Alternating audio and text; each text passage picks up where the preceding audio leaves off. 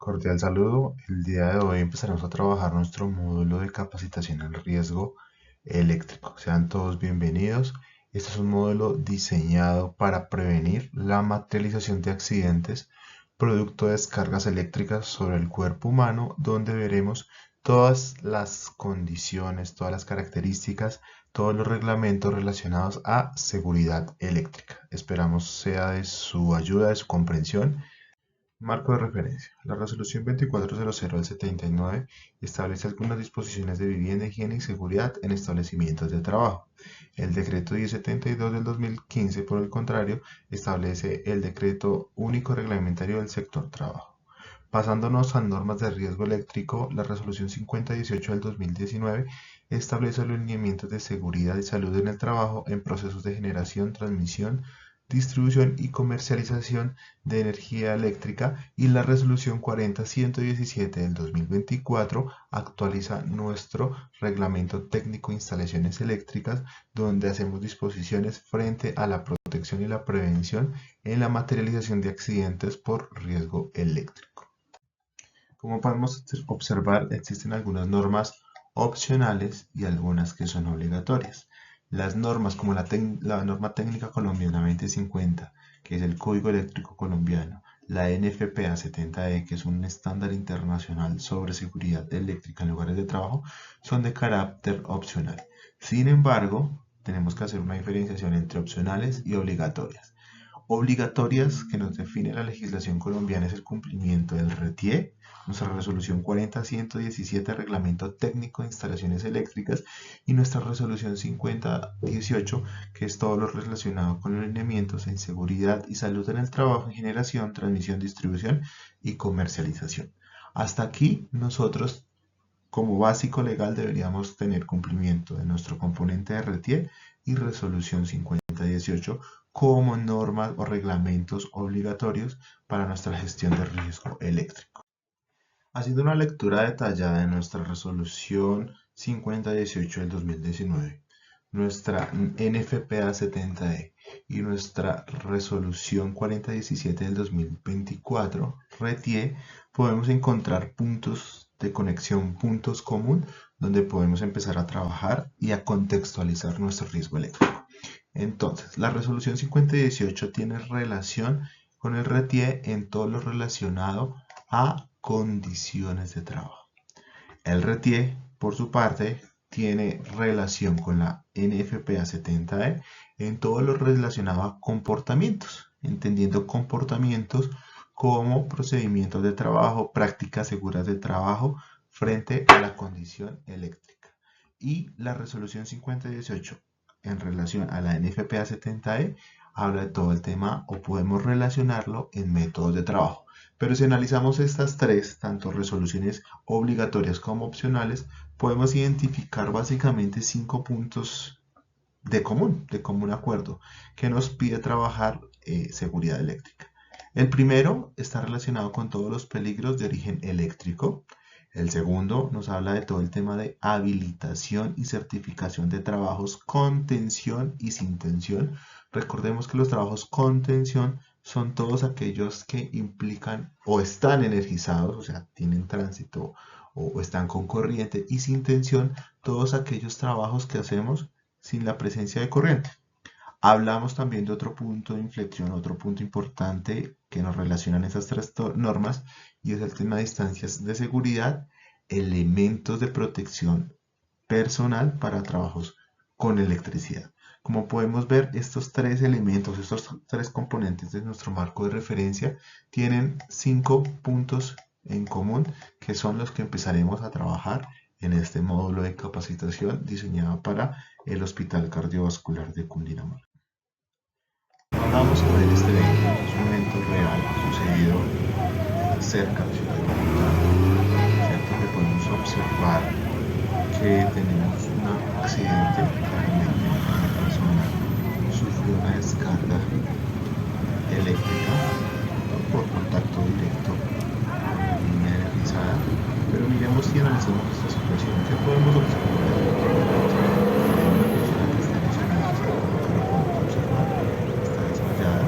Y adicional vemos 1, 2, 3, 4, 5, 6, 7, 8 de 10 personas, están 10, 11, 12 personas que están tratando de hacer el rescate con una escalera, dos escaleras, en un sistema que potencialmente está energizado. ¿Qué puede ser acá? Tenemos una zona de accidentado, la persona no falleció, pero miremos el potencial de pérdida de todas estas personas que están acá ante el riesgo eléctrico. Recordemos que ante un accidente eléctrico, lo primero que vamos a hacer es desconectar a la persona, ¿cierto?, de la energía que está fluyendo a través de su cuerpo, o buscar un método a distancia de rescatar. Acá tenemos un potencial grave accidente, tenemos prácticas en seguridad que se realizan, una descarga completamente de censo, completamente improvisado, que pone en riesgo no solo la vida de la persona que nos necesita, sino el equipo de trabajo de todas las personas que están allí.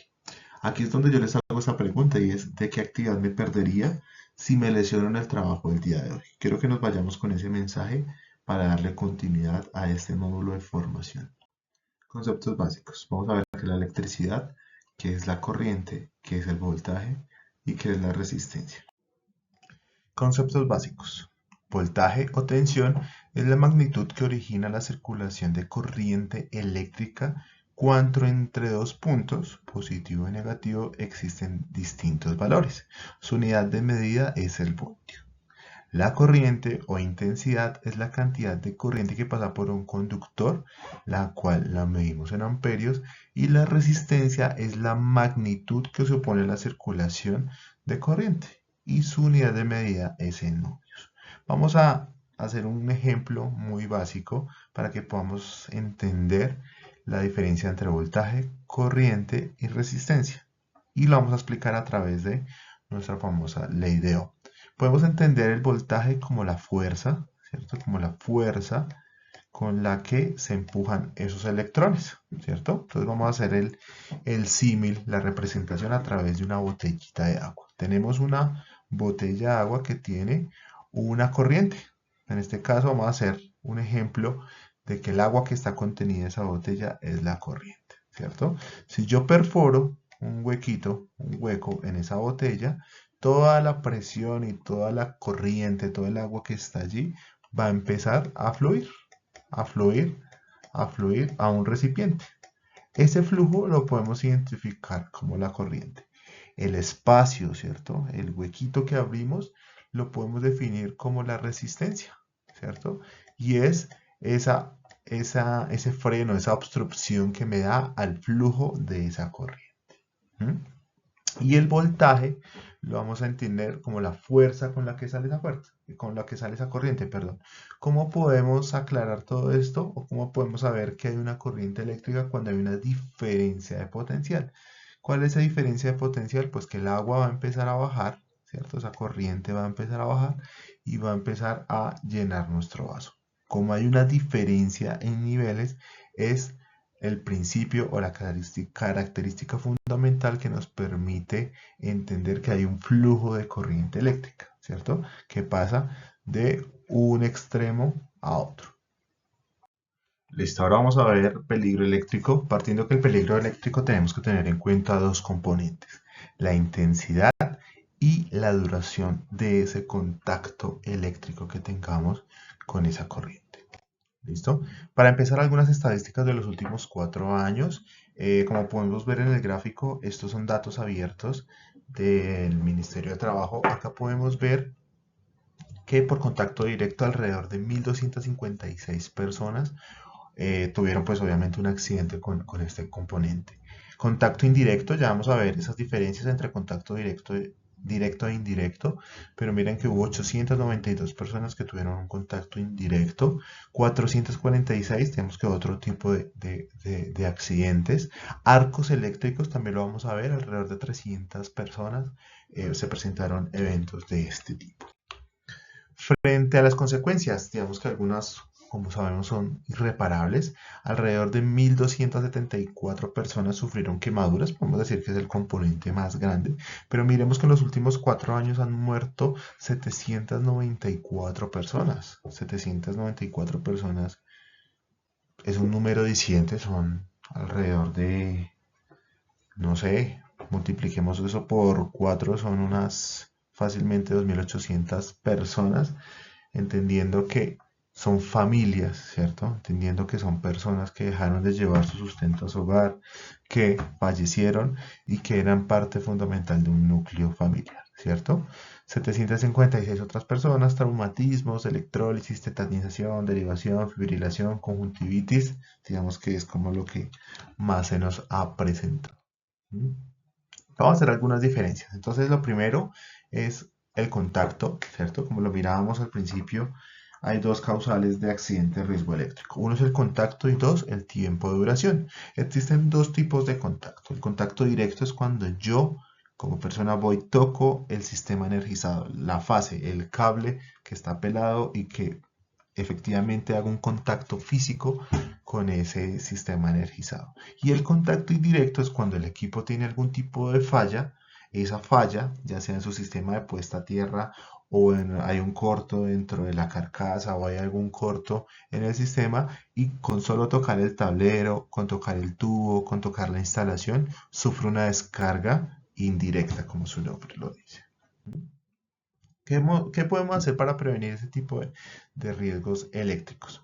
En nuestro tema industrial, en nuestro tema organizacional, se nos vuelve obligatorio por RETIE tener nuestro estudio de arco eléctrico en las instalaciones cada 5 años, ¿cierto? Entonces, cada 5 años debemos hacer un estudio de arco eléctrico de tableros, de sistemas que estén sometidos a tensión, ¿cierto? Que tengan corriente para evitar esos daños. ¿Qué nos dice el estudio de arco eléctrico? ¿Cuáles son las distancias de aproximación? ¿Qué elementos de protección personal y qué recomendaciones debemos tener?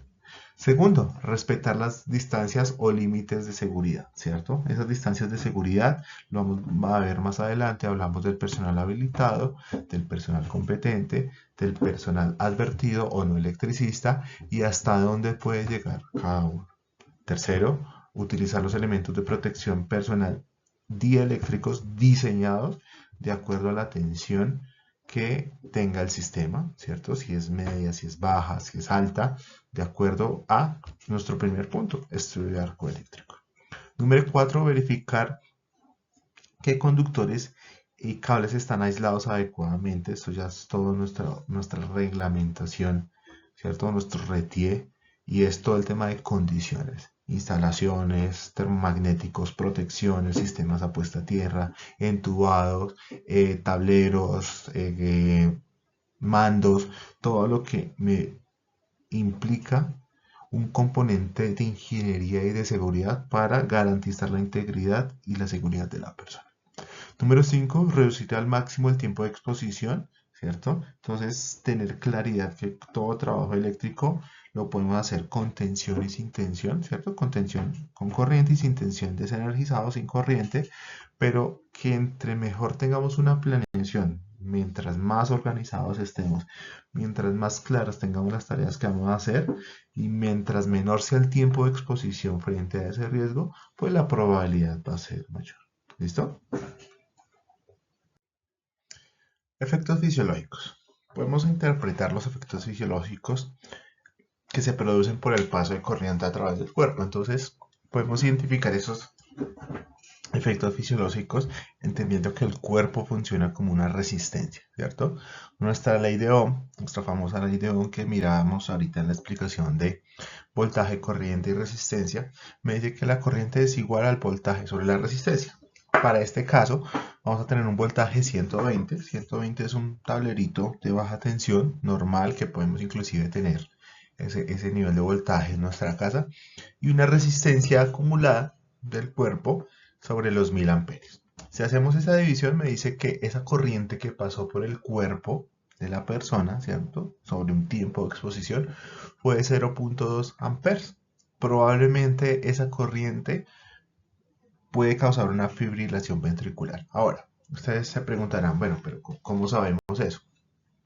Hay estudios de la resistencia del cuerpo, ¿cierto? Que me dan esa categorización que la vamos a ver ahorita más adelante. Entonces, vamos a ver un tema que es choque eléctrico, ¿cierto? Entendiendo choque eléctrico, como el ejemplo que vimos anteriormente, y es el tránsito o el flujo de corriente eléctrica sobre nuestro cuerpo. partiendo de dos premisas. Uno es el punto de entrada y otro es el punto de salida. Entendiendo que el cuerpo es conductor, tenemos un alto porcentaje de agua sobre nuestro cuerpo y esa agua hace que nuestro cuerpo se vuelva conductor. Entonces, si tuve un contacto, ¿cierto? Si tuve un contacto por la mano, puede ser que yo haga masa o haga descarga en la otra mano o el pie o la cabeza o en cualquier punto donde mi cuerpo sirva como un puente para la corriente y pueda salir, ¿cierto? Como lo miramos anteriormente, dependemos de la intensidad de la corriente, o sea, que tanta corriente me pasó, la duración la duración del contacto eléctrico, la resistencia del cuerpo humano, ¿cierto? Cuánta fuerza tenía esa corriente que pasó por mi cuerpo y el recorrido. Entonces es importante entender que la electricidad no es perceptible a los sentidos, únicamente al contacto, ¿cierto? La corriente está, la electricidad está, pero no la podemos ver. Entonces desafortunadamente tenemos que partir de técnicas preventivas para evitar contactos directos y sobre todo controles duros, controles de ingeniería que eviten la materialización de ese tipo de eventos. Entonces se preguntarán ustedes, y los decía hace un momento, ¿cómo medimos esos efectos fisiológicos y cómo sabemos que pueden ser potencialmente peligrosos para nosotros? Entonces, cuando tenemos esa corriente, ¿cierto? Vamos a señalarla acá en un segundo. Cuando tenemos esta corriente I, ¿cierto? Recordemos que corriente es igual a voltaje sobre la resistencia, ¿cierto? Podemos hallar esa corriente en amperios. Recordemos que la medida de corriente es amperios. Entonces, una vez sepamos qué corriente pasó por nuestro cuerpo, podemos definir, ¿cierto? Bajo estudios y bajo parámetros ya preestablecidos, cuál sería el potencial riesgo o la peor consecuencia que puede tener esa persona. Entonces, entre 0 y 0.5 miliamperios, digamos que no se observa sensación ni efecto en el umbral de percepción que se sitúa entre los 0.5 miliamperios. Entre 0.5 y 10 miliamperios podemos tener calambres, movimientos de reflejos musculares, un umbral de soltar que se sitúa en los 10 amperios. Entre 10 y 25 amperios podemos tener contracciones musculares, endurecimiento de brazos, piernas con dificultad para soltar objetos, aumento de la presión arterial y dificultad respiratoria. Entre 25 y 40 podemos tener fuerte tetanización, ya vamos a ver ese concepto de tetanización, irregularidades cardíacas, quemaduras, asfixia a partir de 4 segundos. Entonces miremos que tenemos acá entre 25 y 40 miliamperios, o sea, tenemos una corriente medida en amperaje, ¿cierto? Y 4 segundos, tenemos una unidad de tiempo, podemos tener tetanización, irregularidades cardíacas, quemaduras o asfixia. Entre 40 y 100 miliamperios, los efectos anteriores con mayor intensidad y gravedad, fibrilación y arritmia cardíaca. A partir de un amperio ya podemos tener fibrilación, ya vamos a ver esas electropatologías que son, vamos a tener paro cardíaco, quemaduras muy graves de segundo y tercer grado y alto riesgo de muerte, y a partir de un amperio para arriba, quemaduras muy graves, segundo y tercer grados, parada cardíaca con elevada probabilidad de muerte. Dentro de la electropatología podemos identificar y partimos de la primicia que el 75%, del 75 al 60% de nuestro cuerpo, de nuestras células, es agua, ¿cierto? Entonces podemos entender que existen varios efectos sobre nuestro cuerpo. Eso es lo que nosotros conocemos como electropatología. El primero lo podemos identificar como todos los efectos fisiológicos directos. El segundo, los efectos fisiológicos indirectos, y el tercero, efectos secundarios. En efectos fisiológicos indirectos son todos los que quedan como consecuencia o quedan después de que la corriente pasó sobre nuestro cuerpo. Los efectos fisiológicos directos son en el momento. Sufrí una quemadura, sufrí una ráfaga, sufrí una electrización sobre el cuerpo. Y efectos secundarios son todos los circundantes a lo que me pasó. Entonces vamos a ver unos ejemplos sobre ellos. Efectos secundarios, ¿cierto? Como lo podemos ver acá, esta persona sufrió una descarga en un refrigerador. Aparte del tránsito de corriente por su cuerpo, pues estaba haciendo una tarea, en Colombia lo entenderíamos como alturas, ¿cierto? Por encima de los 2 metros. Y producto de estar tetanizado, de estar ahí, cayó y sufrió una caída en altura, se golpeó la cabeza, se golpeó partes de su cuerpo. Efectos fisiológicos directos, quemaduras. La persona efectivamente tuvo una quemadura de segundo o tercer grado, daños aparentes físicos. Efectos fisiológicos indirectos, lesiones cardíacas, paros cardíacos, tetanización o contracción musculares cuando las personas se quedan pegadas al cable literalmente, y fibrilación ventricular o asfixia. O sea que nuestro corazoncito deja de funcionar. ¿Mm? Vamos a ver ahora distancias de seguridad, ¿cierto? Y vamos a familiarizarnos con el término a metros del riesgo eléctrico. ¿Qué podemos entender por las distancias de seguridad? Son esas distancias mínimas que se deben guardar entre líneas eléctricas y elementos físicos, carreteras, edificios, para evitar contactos accidentales y en todos los reglamentos técnicos de cada país para baja, media y alta tensión. Como sabemos, cada país, digamos que tiene su reglamentación. Colombia afortunadamente está muy alineado a estándares internacionales y podemos decir que las normas que aplican acá en Colombia son, digamos que dentro del marco de referencia internacional. ¿Qué pasa si no las cumplo? Pues obviamente puedo tener un contacto directo, lo mirábamos, cuando cojo el equipo energizado, el equipo bajo tensión, o un contacto indirecto, y es cuando algunos equipos o fallas en la ingeniería, en las instalaciones, pueden que el equipo esté energizado y sufra una descarga y obviamente tenga un componente de fisiológicamente sobre nuestro cuerpo o un tema de electropatología, que es lo que veníamos revisando. Empecemos por medidas de prevención. Entonces vamos a hablar de la habilitación, ¿cierto? Resolución 5018 y Reglamento Técnico de Instalaciones Eléctricas me habla todo el tema de habilitación y competencias. Competencias lo podemos entender como la persona en que se formó. Si es técnico electricista, tecnólogo, ingeniero, ¿cierto? Esa es su formación.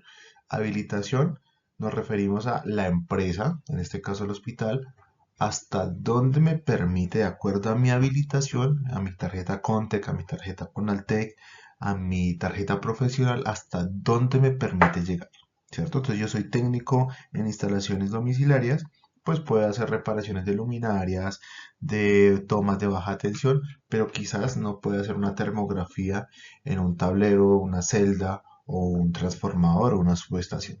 ¿Mm?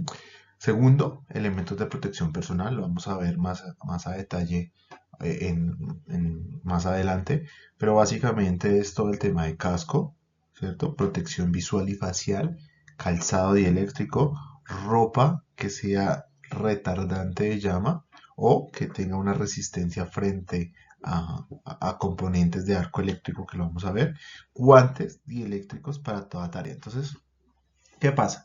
Resolución 5018 me dice que toda actividad por encima de 25 voltios se entiende como actividad o tarea con tensión. Entonces, si vamos a hacer simplemente la apertura de un tablero eléctrico, bajar una protección, un termomagnético o un breaker, y vamos a medir ausencia de tensión aguas abajo con una pinza perimétrica o un multímetro, hasta ahí estamos trabajando con tensión, ¿cierto? Recordemos que son las dos primeras reglas de oro de todos nuestros electricistas.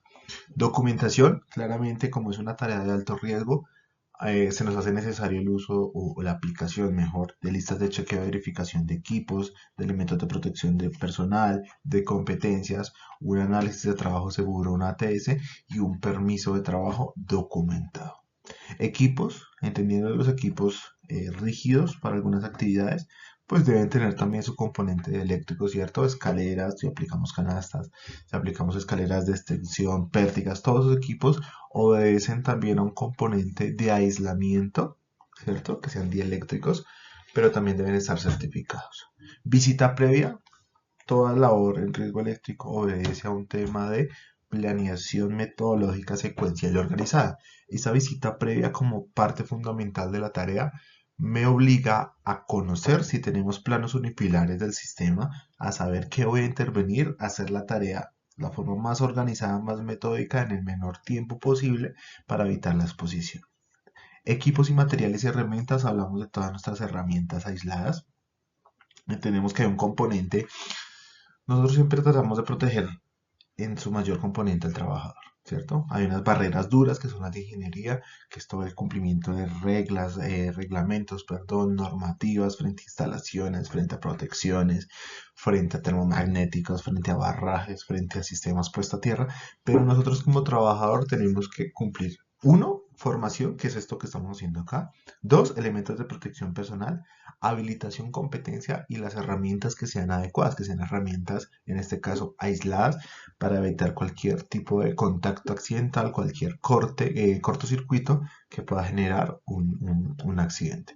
Y trabajos a la intemperie, recordemos que nuestros trabajos a la intemperie, pues tenemos temas de sol y lluvia, ¿cierto? Sabemos que en temas de tormenta eléctrica y lluvia, pues los trabajos que se dan eléctricos a la intemperie, igual que alturas y confinados, debemos restringirlos hasta que la condición sea apta para poder desarrollarlos en forma segura.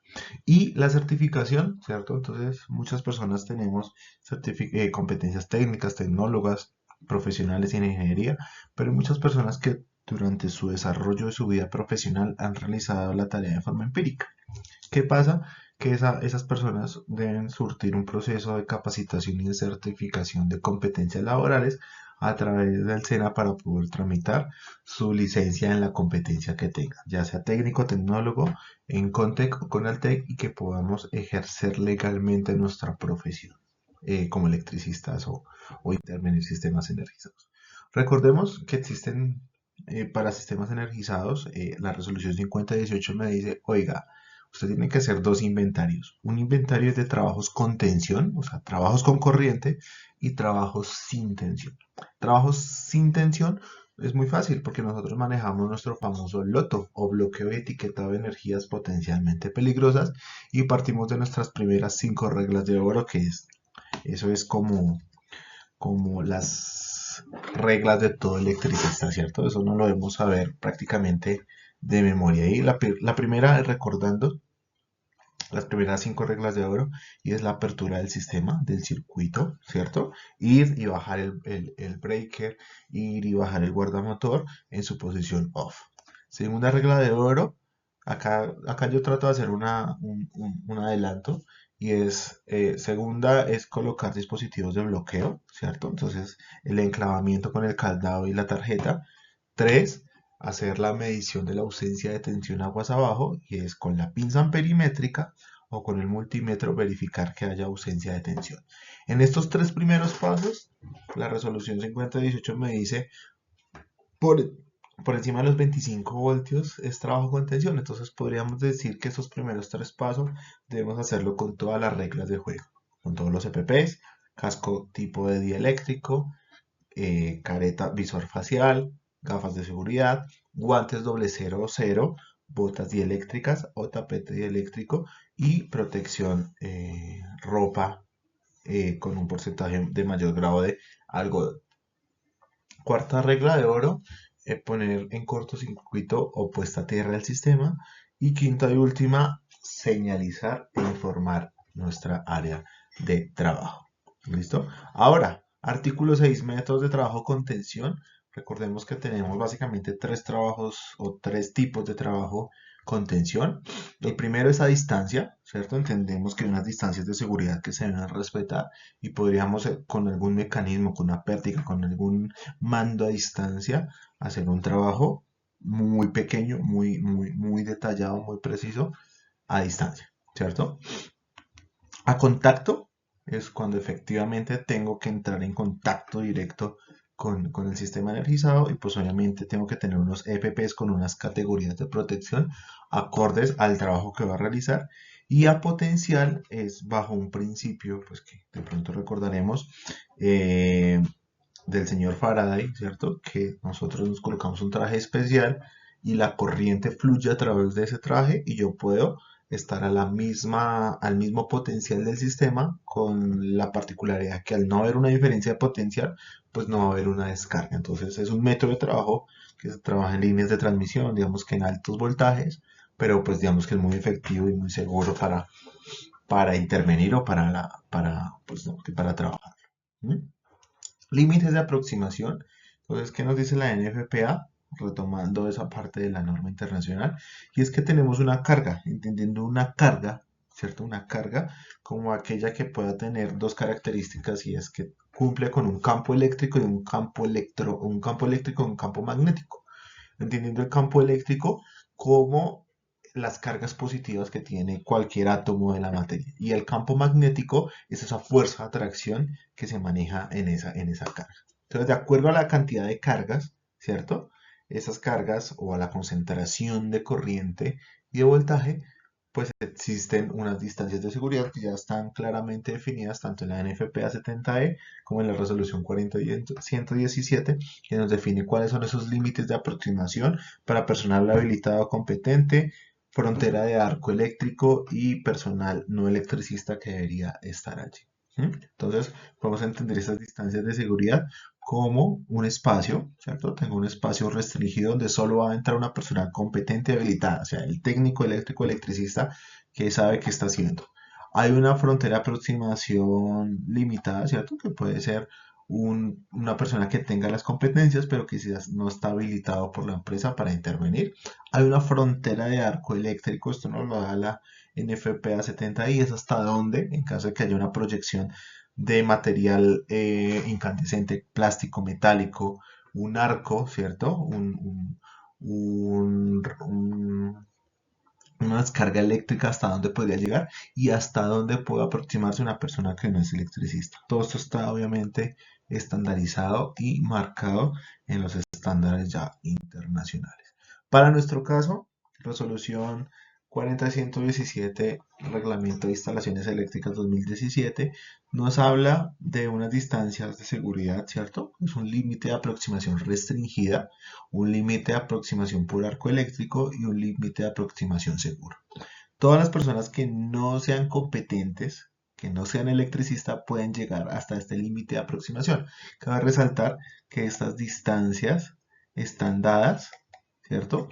Por la cantidad de voltaje que tenga mi sistema, ¿cierto? Dependemos de ese voltaje o de ese amperaje para saber estas distancias. No es estándar para todos.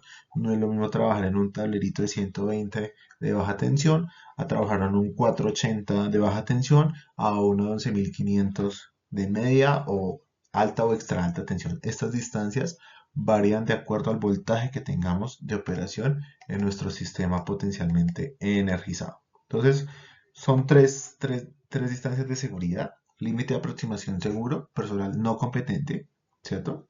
Debe ir con una persona competente, pues digamos que para estar en esta zona. Límite de arco eléctrico que me lo da el tipo de instalación eléctrica. Y límite de aproximación restringida que son solo las personas que son competentes y habilitadas para intervenir sistemas energizados. Entonces, vamos a entender el tema de habilitación, nuestro tercer módulo de habilitación. Entonces, ¿qué me dice la resolución 5018 en el artículo 1.3? Que todas las actividades de construcción, operación, mantenimiento, sobre todo nosotros entramos en ese concepto de mantenimiento, toda actividad de construcción, operación y mantenimiento donde se intervenga, mantenimiento e intervención, equipos e instalaciones eléctricas debe ser planeada, programada, supervisada por personal competente, es decir, que se haya formado en técnicas o en carreras de electrotecnia y la ejecución será por personal debidamente habilitado. Entonces, nuevamente, aclarando estos dos conceptos, competente es la formación, capacitación y entrenamiento que tenga y está soportado, si es técnico, tecnólogo, ingeniero o profesional, bajo pues su licencia o su autorización que es CONTEC, CONALTEC o tarjeta profesional.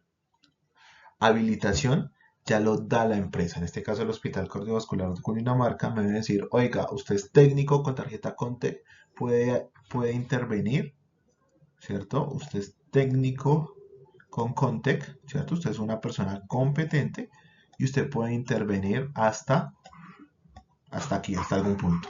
Oiga, usted es tecnólogo con CONALTEC, usted es una persona competente, pero yo le doy permiso para que usted pueda hacer X o Y tarea. Oiga, usted es ingeniero con tarjeta profesional, usted es una persona competente, pero yo como hospital o como entidad le doy habilitación para hacer esto, esto y esto y estas tareas que están primero dentro de nuestro inventario, ¿cierto? Nuestro primer inventario de tareas con tensión, ¿cierto? Nosotros podríamos hacer esto. Y las tareas sin tensión, ¿cierto? Adicional a eso, ¿qué me dice la resolución 5018? Oiga, señor, usted debe tener un perfil ocupacional, artículo 7, debe tener un perfil de cargo y debe tener un alcance. Lo mirábamos acá, hasta donde usted puede llegar en tareas con tensión y tareas sin tensión. Perfil ocupacional, que usted no sea daltónico, que que usted pueda diferenciar colores.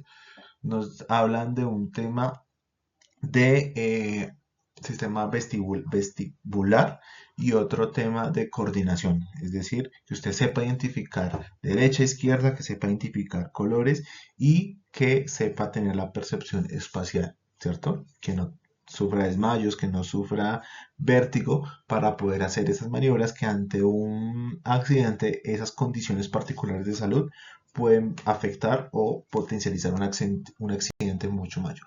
Perfil del cargo ya digamos que va relacionado al tema de habilitación, ¿cierto? Y es, oiga, yo lo habilito a usted bajo su perfil de cargo para hacer X y Y y Z tareas de acuerdo a qué, a las competencias que usted me presentó como formación. ¿Listo? Personal habilitado. Digamos que mirábamos el perfil, artículo 7, perfil ocupacional para el personal habilitado. Y acá me dice, oiga señor, usted debe tener alto grado de habilidad manual, buena coordinación visual y motora, capacidad de concentración, gran sentido de responsabilidad y compañerismo, desarrollo normal del sistema propioceptivo y funcionamiento normal del sistema vestibular. Lo mirábamos hace un momento, ¿cierto? Que sepa identificar derecha, izquierda, que sepa identificar colores o que esté en la capacidad de identificar los colores, que no tenga un tema de daltonismo y que pueda ubicarse espacialmente.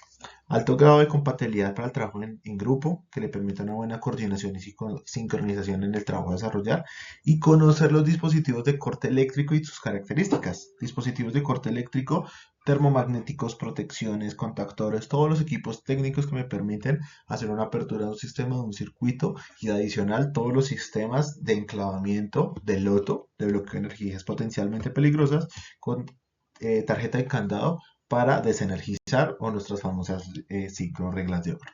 ¿Mm? Una vez que ya tenemos todo el tema de formación, habilitación, conducta, ya sabemos que es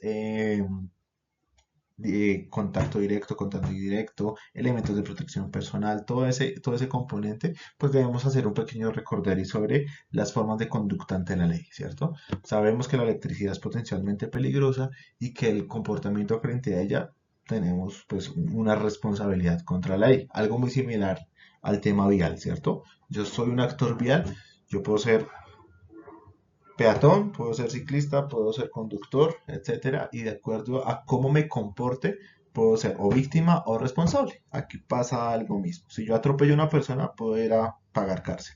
Si yo cometo una infracción frente a instalaciones eléctricas o un mal comportamiento, también puedo ser o tener responsabilidades frente a la ley. Entonces, ¿cuáles son las conductas frente a la ley? Existe la primera que es culposa, ¿cierto? Que es falta de previsión sobre el resultado previsible. ¿Cierto? O sea, me fui confiado, hice las cosas por hacerlas, no controlé contratistas, no controlé que mi personal sea competente, no controlé que mi personal sea habilitado y lo mandé a hacer una tarea o yo como trabajador me fui a hacer una tarea y no preví el resultado previsible. Y ahí lo podemos definir o dividir en 3 subcategorías. Negligencia, ¿cierto? No sabía lo que tenía que hacer, literalmente, eh, o mejor dicho, sí sabía lo que tenía que hacer, pero lo hice mal, ¿cierto? Yo sabía que tenía que aterrizar el sistema a través del sistema puesta a tierra y no lo hice, y producto de no colocar el sistema en puesta a tierra, otro compañero o un trabajador o un funcionario o una persona del hospital tuvo un contacto eléctrico y falleció producto de esa corriente que pasó por su cuerpo, ¿cierto? Fue negligente. Imprudencia, sabiendo lo que tenía que hacer, lo hizo, ¿cierto? O sea, yo sabía que tenía que colocarme los guantes doble cero, sabía que colocarme los elementos de protección eléctrico para intervenir en un sistema potencialmente energizado y pues sabiendo que eso es peligroso, fui y cometí el acto inseguro y pues obviamente tuve una descarga eléctrica, sufrí un accidente grave, un fallecimiento o un accidente potencialmente grave. E impericia es que no tenga la experiencia suficiente. ¿Cierto? Entonces yo como jefe le dije al compañero o al pasante nuevo, oiga, vaya y haga una conexión de ese nuevo tablero o esa cometida y resulta que el pelado pues no tenía la experticia todavía para hacer ese tipo de maniobras y no tenía ni idea, no se energizó, no aplicó loto, no tenía los EVPs y pues él simplemente hizo caso y por hacer caso pues sufrió un accidente potencialmente peligroso. ¿Mm? Otra forma de conducta es la dolosa, ¿cierto?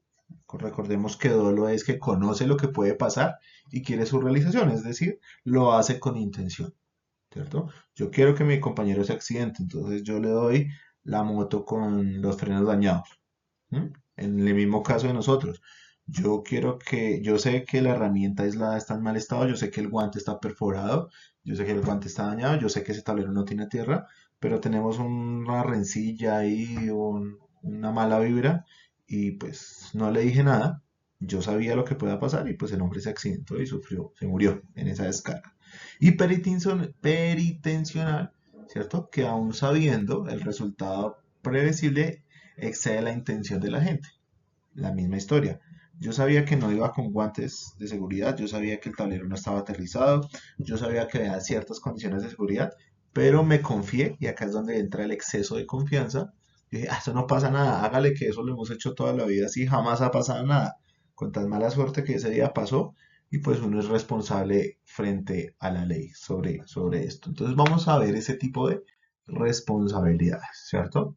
Entonces, una cosa es la responsabilidad laboral, ¿cierto? Que emana de un contrato de trabajo, otras formas de contratación, y es la que las empresas claramente eh, delegan a una ARL, a una aseguradora de riesgos laborales. Existe una responsabilidad civil que está, digamos, contemplada en el artículo 216 del Código Sustantivo de Trabajo, y es, oiga señor, si usted no pagó ARL, si no pagó seguridad social, usted como empresario, al no pagarle a su trabajador seguridad social, pues todo lo que produzca de acuerdo a ese trabajo, a la emanación de ese contrato, pues lo tiene que responder con su bolsillo. Es decir, si el señor se quemó, sufrió una quemadura de segundo o tercer grado, todos los tratamientos, todo el hospital, toda la hospitalización, todos los gastos familiares, lo que dejó de recibir, entra a pagar dentro de su bolsillo. Entonces, miremos que esto puede, pues obviamente, tener una afectación importante a una empresa o una organización. Existe responsabilidad administrativa, ¿cierto? Y digamos que ya entra dentro del tema de sanciones, cierres temporales de la empresa, cierres permanentes por incumplimiento a normas que afecten la seguridad y la vida de sus trabajadores, y penal, ¿cierto? Y aquí es donde entra cualquier profesional o cualquier persona, más que cualquier profesional, cualquier rol o cualquier cargo dentro de una organización, y es el tema penal. Un ejemplo, yo soy jefe y le digo al muchacho, compañero, vaya y haga un cambio de un guardamotor en el tablero XYZ del segundo piso porque el equipo biomédico está fallando. ¿Mm?